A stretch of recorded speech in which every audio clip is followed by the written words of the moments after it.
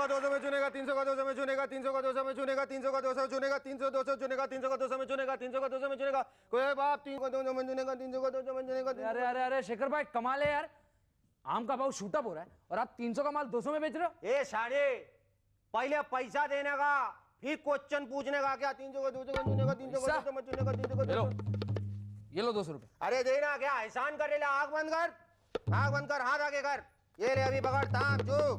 हाँ बस हो गया। अरे अरे आम तो दो, क्या तुम ठग रहे हो? ए चिरकुट, क्या 11 मंजिल पे चढ़ के मुर्गे के जैसा भांग दे ले रहा है? आज को ग्राउंड फ्लोर पे ला बाप। पहले तेरे को कहा था 300 का 200 में चुनेगा, समझा क्या? टचिंग का 200, स्मेलिंग का 250 और बाइंग का 650। हाँ, इसको कहते हैं साइकोलॉजिकल प्राइसिंग, नहीं क्या? यानी कि इस साल भी आम आदमी के नसीब में आम नहीं है। अबे झापड़ी के है ना, तू क्या ला रे बावली को दिखाने का। ये देख, ये एम.एफ. हुसैन की पेंटिंग नहीं है, आम वाले बाबा की है। इसको खरीद के लाने का, दीवार पे ऐसा टांगने का, उधर से चीकू खरीद के लाने का, मुंह में डालने का, चबाने का, आम का स्वाद मिलेगा, गारंटी, कोई रिस्क नहीं, समझा? अभी ले फुटास की गोली खा, चल निकल ले पतली गली से। और मेरे लिए कौन है बे तू? हाँ तेरे लिए भी है, ये ले मैंगो स्प्रे, तेरे लिए खास करके ये आइटम है। ताबड़तोड़ ऊपर से नीचे ऐसा करके डाल ले, लोग समझेंगे आम खा के आया बाप, तू बहुत दान निकाल लेला बाप। अरे रे, इसे बाद में दूंगा, पहले मैं इस्तेमाल कर लेता हूँ। क्या गेस्ट पे लंबा इंप्रेशन गिर जाएगा। Ladies and gentlemen, our guest tonight are Rono Majumdar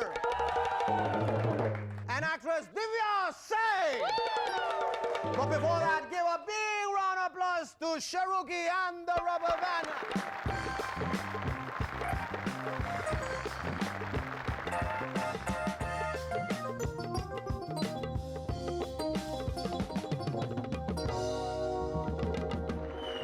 Hello and welcome back to MNS once again.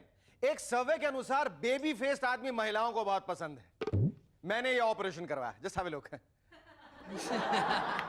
और मुझे बहुत सारा प्यार मिला। सभी महिलाओं ने मुझे ओ शेखू बाबा चू चुई डॉल डार्लिंग पुजिंग बाबा ऐसा कुछ कहा। वैसे ये सर्वे अच्छे खासे आदमी को गुमराह कर सकते हैं। मलेशिया के एयरपोर्ट अथॉरिटीज के सर्वे के मुताबिक उनके एयरलाइंस की सबसे बड़ी समस्या है चूहे। एयरलाइंस की प्रॉपर्टी पर पूरे 30,000 चूहे हैं जो सबको तंग करते रहते हैं। एक बात मेरी समझ में नहीं आई कि आप 30,000 चूहे गिन सकते हैं लेकिन उन्हें पकड़ नहीं सकते, क्यों? शेखर भाई, चूहे गिनना बहुत आसान है लेकिन चूहों को पकड़ना बहुत मुश्किल है। इसे ही देख लो। 2501, 2502, 2503, 2504, 2506, 2507, 2508, 2509, 2510। तुमने जिंदगी में पहली दफा कोई बात ठीक कही है। सचमुच चूहों को पकड़ना बहुत मुश्किल है। अच्छा बच्चा लोग, नाउ इट्स क्विज टाइम। पहला सवाल, घास पलेटे पॉलिटिशियन को क्या कहते हैं? घासू पॉलिटिशियन। घासू? हाँ, जैसे ढासू होता है ना, वैसे घासू। अरे हटो यार, तुम तो कुछ भी बोलते हो। घास पे लेटे पॉलिटिशियन को कहते हैं ग्रास रूट पॉलिटिशियन। दूसरा सवाल, तुम बताओ सुनिंदर, जमीन पर लेटे हुए पॉलिटिशियन को क्या कहते हैं? जमीनो पॉलिटिशियन। तुम तबला बजाते हुए अच्छे लगते हो, बजाओ उसको। जमीनो पॉलिटिशियन, उसे कहते हैं डाउन टू अर्थ पॉलिटिशियन। तीसरा सवाल, अगर आप एक साफ पॉलिटिशियन को क्लीन पॉलिटिशियन कहेंगे तो एक सेमी क्लीन पॉलिटिशियन को क्या कहेंगे? बताओ। अब सब डर रहे हैं, चुप, रिस्क नहीं लेना चाहते। मैं बताता हूं, the answer is off white. Jayalalithaa ji का कहना है कि बीजेपी ड्राइवर है और हम इंजन हैं। ड्राइवर को इंजन ठीक तरह से चलाना चाहिए, वरना बट अनफॉर्चुनेटली मैडम, सिग्नल तो सोनिया जी के हाथ में, वो जब चाहे तब आपको डिरेल कर सकती है। हिंदी फिल्मों में कुछ नया नहीं हो रहा है, वही स्टोरी है, रिवेंज ड्रामा या लव ट्रायंगल, जहां एक हीरो पे 2 हीरोइंस मरती हैं या एक हीरोइन से 2 हीरो प्यार करते हैं। क्या इससे हटकर स्टोरी नहीं बन सकती? मसलन love circle for a change. Nisha Rahul से प्यार करती है पर राहुल पूजा को चाहता है, लेकिन पूजा तो अपना दिल टोनी को दे बैठी है, लेकिन टोनी तो मधु के प्यार में दीवाना है। और मधु मिलिंद से प्यार करती है पर मिलिंद सिमरन को चाहता है और सिमरन जो है वो निशा को चाहती है। क्योंकि इसका टेस्ट जरा हटके है। कैसा लगा ट्विस्ट? आप जरूर सोच रहे होंगे कि पिक्चर का नाम होगा सर्कल ऑफ फायर। जी नहीं, पिक्चर का नाम है प्यार का चक्कर। इंडिया जब भी कोई मैच हारता है तो हमारे कैप्टन कहते हैं चलो क्रिकेट की तो जीत हुई, सवाल यह है कि हमारी जीत कब। हमारे कैप्टन को अपने हुनर पे कम और अपने लक पे ज्यादा विश्वास है, इसीलिए अब वो नेट प्रैक्टिस को छोड़कर टॉस प्रैक्टिस करने में बिजी है। Because you see according to Azhar, tosses win matches, you know. Azhar ji, आपके लिए शोले के अमित जी का यह कॉइन हम लाए हैं। अब आप टॉस कभी नहीं हारेंगे। ये देखिए, हेड्स भी सचिन और टेल्स भी सचिन हेड, यानी चित भी मेरी पट भी मेरी, चित में जीता पट तुम्हारे। Our first guest on M&S tonight is one of India's front-ranking flautists. Ladies and gentlemen, please welcome Ronu Majumdar.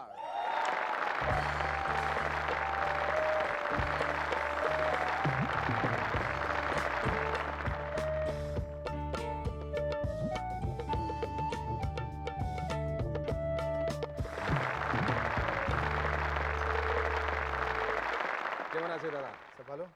खूब भालो। खूब भालो। दादा ये बताइए रोहन जी कि आप उस महत्वपूर्ण घराने से आते हैं जी जिसका नाम है मैहर घराना, जहाँ से जिसकी शुरुआत और जिसके पायनियर और फाउंडर और बनाने वाले हैं बाबा अलाउद्दीन खान, जी जहाँ से उस्ताद अली अकबर खान निकले, पंडित रविशंकर साहब निकले, उससे आप जाके कैसे जुड़े? मैं तो पहले गाना सीखता था हम्म, और घर में बांसुरी था। मेरे पिताजी पन्नालाल घोष जी के शिष्य हैं, तो पन्ना बाबू के नाम से मशहूर थे। वो भी बाबा के शिष्य थे, तो अच्छा। हम सब उनको बाबा ही कहते हैं। तो बचपन से मैहर का वातावरण घर में था, तो उसके बाद बांसुरी के प्रेम से मैं अलग नहीं हो सका। कहीं ऐसा कोई ख्याल दिमाग में था कि मैं बांसुरी इसलिए सीख रहा हूँ कि ये तो कला है अपने आप में, जी पारंपरिक कला है जो जिसे मैं सीखूंगा, लेकिन साथ ही साथ गोपियों के साथ भी एक मिलाप जुलाप जो है वो बढ़ता रहेगा? सीखते वक्त इतना ज्ञान नहीं था, ज्ञान नहीं था। मगर अब ऐसा लग रहा है कि मैंने सीख के गलती नहीं किया। तो यही वजह है कि जो हॉलीवुड में जो फिल्म बनी प्राइमरी कलर्स, जो कि बिल क्लिंटन की जिंदगी और उनके कारनामों से प्रेरित है और उस पर आधारित है, तो क्या यही वजह है कि फिर आपका संगीत भी उसमें लिया गया? क्योंकि मैंने कहा कि फिर जो आप बांसुरी वादन है फिर गोपियों से जाके जुड़ जाता है, और बिल क्लिंटन भी किससे जुड़े रहे हैं आपको मालूम है ना? तो क्या ये वजह है कि आपका पीस लिया गया वहाँ? वो पीस उनके हॉलीवुड के डायरेक्टर को इतना पसंद आया, और वो मेरा और राइकूडर और जॉन हैसल्स, हम तीनों ने मिल के कंपोज किया था। अच्छा। तो उसमें तीनों गिटार, ट्रम्पेट और बांसुरी, इन तीनों का मिश्रण है, बहुत खूब। और तीनों कंपोजर ने मिल के तो बनाया, और वो उस सीन में इतना परफेक्ट मैच हुआ है बांसुरी की और मिश्रण की वजह से, कि इसीलिए उन्होंने बड़ा पसंद किया उसे। अच्छा, ऐसा मुझे लगता है कि आप पारंपरिक जो संगीत है उससे थोड़ा हटके वो जो पाश्चात्य का संगीत है उसके तरफ भी आपने मुड़ने की कोशिश की है, जो एक वेस्टर्न जो म्यूजिक की तरफ, एक जो फ्यूजन जिसे कहते हैं। जी, तो इस वजह से जो सो कॉल्ड प्योरिस्ट हैं या प्योरिटन्स हैं उनको तकलीफ नहीं हुई? उनको तकलीफ इसीलिए नहीं हुई कि हमारे गुरुजी ने पायनियरिंग वर्क कर ही दिया था। रविशंकर जी ने जब ये किया तो काफी लोग काफी कुछ कहे, मगर उनका इतना प्योर था मिश्रण, उसी लाइन में मैंने भी काम किया। जब भी मैंने दो कल्चर, दो संगीत को मिलाया, तो हमारे रागों की शुद्धता उसको कभी आंच नहीं आने दी मैंने। अच्छा, बाहर जब आप कॉन्सर्ट्स के लिए जाते हैं, जी टूर पे जाते हैं, जी तो बाहर की जो वेस्टर्न ऑडियंस है वो उनकी प्रतिक्रिया किस किस्म की होती है? वो चुपचाप बैठ के सुनते हैं। तो शुरू में तो हमें बड़ा खराब लगा कि जो यहाँ पे एक एक स्वर के क्या बात है, हाँ हाँ, वाह वाह, वाह उस्ताद वाह, जी छा गए। और आहा हा, ये सब नहीं था। तो हमने सोचा पता नहीं इनको पसंद आ रहा है या बोर हो रहे हैं। तो अच्छा, वो ये पता करना मुश्किल हो रहा है। ये पता करना बड़ा मुश्किल था। तो पहले टूर में तो बहुत नर्वस हुए हम, मेडिटेशन की तरह सुन रहे हैं, तो they feel that Indian music is just a meditative music. वो कहीं अपने ख्यालों में तो नहीं चले जाते थे आपका संगीत सुन के? वो we are in trance, you know. Trance. So last में जब 5 मिनट तक स्टैंडिंग ओवेशन मिला, तब हमको लगा कि नहीं ये सुन रहे थे। थे। अच्छा, ये जो अलग अलग किस्म के फ्लूट्स आते हैं, कोई छोटा, कोई बड़ा, कोई मेटल, इनमें बेसिक फर्क क्या हुआ आप हमें ब्रेक के बाद बताएं। Stay with us, we will be back in a moment after a short break, जिसके बाद रोनू जी अपनी बांसुरी पर हम एक बहुत ही खूबसूरत और मनमोहक राग सुनाने वाले हैं, जिस राग का नाम है परमेश्वरी राग, और जिसकी कल्पना की है पंडित रविशंकर जी ने, और जिसे बजाने का अवसर और सौभाग्य सिर्फ रोनू जी को ही हासिल। बहुत बढ़िया, बहुत बढ़िया। हाँ बताइए रोनू जी, ये अलग अलग किस्म की बांसुरियां जो हैं, ये इसे क्या नाम भी अलग अलग होता है इनका? ये सब बांसुरी है, मगर ये जो छोटी बांसुरी है ये भगवान कृष्ण के जो हम लोग तस्वीर में देखते हैं, जी जी, तो इसीलिए इसको मुरली नाम से ज़्यादा जाना जाता है। ये मुझे मैं थोड़ी देर ऐसे रख सकता हूँ। मैं कुछ चाहता हूँ कि कृष्ण जी के गुण जो है मुझ में आए। आप इसको बस बजाना शुरू मत कीजिएगा, क्योंकि मुझे सरवाइव करना है। जी हाँ, बिल्कुल ओके। राग परमेश्वरी की जो उत्पत्ति हुई पंडित रविशंकर ने जो की, जी, सुना है आप अकेले इंस्ट्रूमेंटलिस्ट हैं, अकेले संगीतकार हैं जिन्होंने फ्लूट पे वो राग बजाया है। हाँ? तो हमारी खुशनसीबी होगी अगर हम सुन सकते हैं वो राग को। अच्छा, आप जब बाहर परफॉर्म करते हैं, कभी कोई ऐसा मोमेंट आया जहां आपको लगा कि मेरे से गलती हो गई, मैंने गलत बजा दिया और मेरे उस्ताद मुझे माफ़ करें, सामने वाले को पता नहीं चला, मैं बच गया, या कोई ऐसा कभी कोई एम्बैरेसिंग मोमेंट हुआ हो? एम्बैरेसिंग मोमेंट तो बहुत कम हुआ, मगर एक आध बार जो हुआ वो जिंदगी भर याद रहने जैसा है। हाँ। और वो तभी हुआ जब गुरुजी सामने रहे। हाँ हाँ। और ऐसा महसूस करवा दिया उन्होंने, उनके प्रेजेंस नहीं कि अभी तक कुछ सीखा नहीं। अच्छा। तो वो सामने बैठे हैं, तो उनको देखते ही ऐसा लगा कि राग का स्वरूप ठीक खड़ा नहीं हो रहा है, या बजाने में कुछ कमी रह गई, या तिहाइयाँ गलत आ गई। तो जब पंडित जी सामने रहे, रविशंकर जी, तो 2-3 बार ऐसा हुआ, जिससे और रियाज करने के लिए एक जोश मेरे अंदर आया, और जिससे एक बेटर म्यूजिशियन बनने का मौका मिला। बिल्कुल, मैं तो चाहता हूँ कि ये जोश आपका जो है वो बढ़ता जाए, आप दिन दुनी रात चौगनी तरक्की करें, और पंडित जी का आशीर्वाद आप पे रहा तो आपको भी एक दिन भारत रत्न से अलंकृत किया जाएगा। Thank you very much, lovely talking to you. Our second guest on MNS tonight is a dear and close friend of mine, a very competent and accomplished actress whom you have seen and admired in serials like Banegi Apni Baat and Darar. Ladies and gentlemen, please welcome the immensely talented Divya Seth.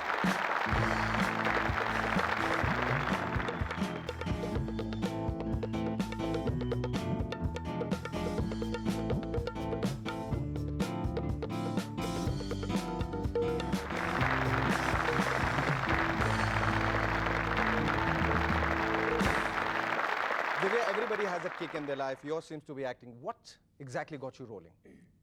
When my mother was 8 months pregnant with me, she fell backstage. I think that's what really got me rolling.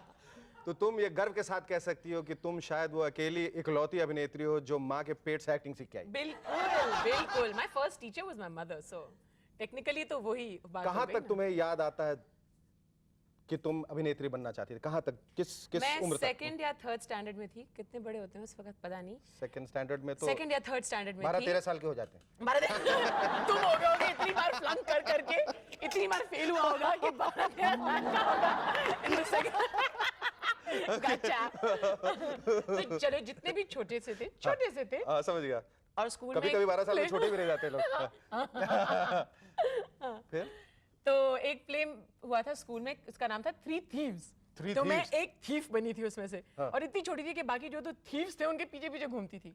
उस दिन घर आके मैंने mummy से कहा, I want to be actor. And I've never wanted to be anything. It was What nothing happened else. after that? It What was nothing happened else. after that? After that, there were school plays, and then I went to college in St. Stephen's, and I joined the Shakespeare Society.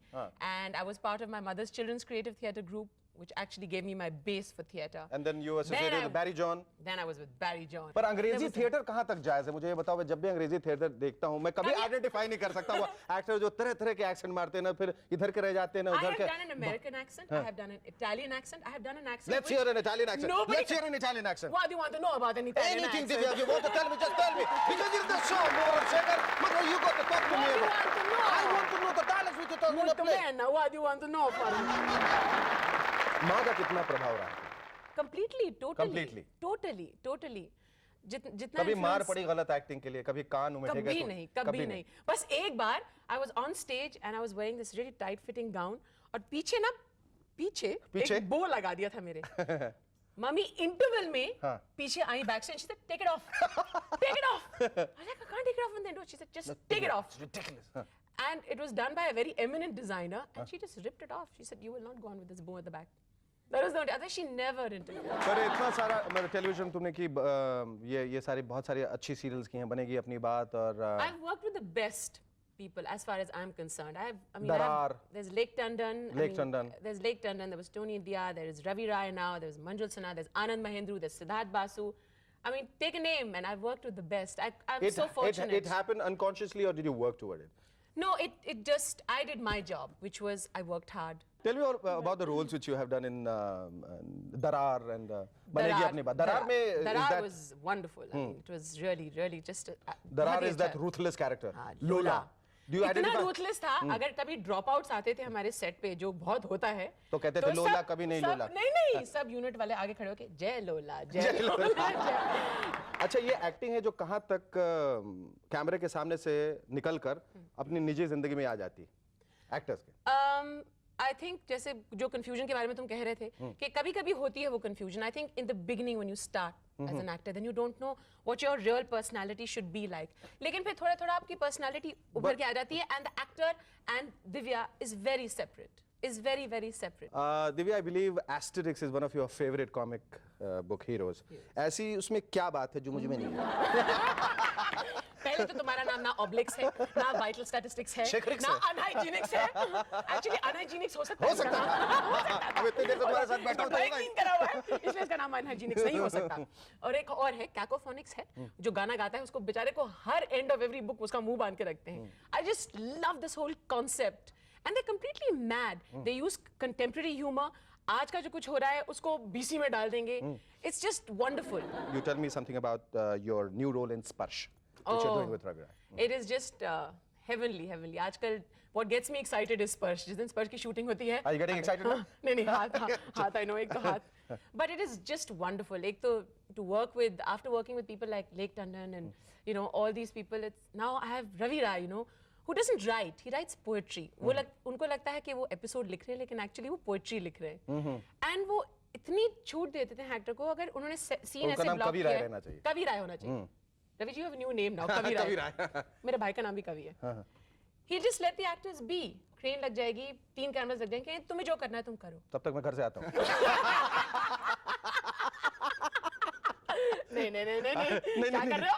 मुझे serious से निकलवाओगे? अच्छा, दिव्या सेठ को अगर एक दिन की पूरी छुट्टी मिल जाए तो वो क्या क्या करेगी सवेरे से? सवेरे कितने बजे उठेगी और कितने बजे सोएगी या सोएगी नहीं? नहीं सोएगी नहीं. सोएगी नहीं. हाँ, सोना. कितने बजे I've उठेगी? just- I'm What time not would she really wake fond up? of- What time would she hit the She'll be up sack? at 7, but for me, my idea of ecstasy and pleasure and a wonderful day is if I'm working, उस दिन पूरा काम हो, बहुत अच्छा काम हो, with a director and with actors whom I love.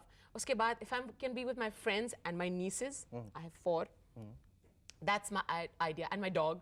That's my idea of an ideal day. और जो फाइनली तुम सोने जाओगी तो वो कौन सा हसीन, खूबसूरत, सुंदर सा ख्याल तुम्हारे दिमाग में होगा? वो होगा कोई 3:30-4 बजे सवेरे. इतनी थकान होगी कोई ख्याल ही नहीं होगा कि it'll be just like I need to sleep now.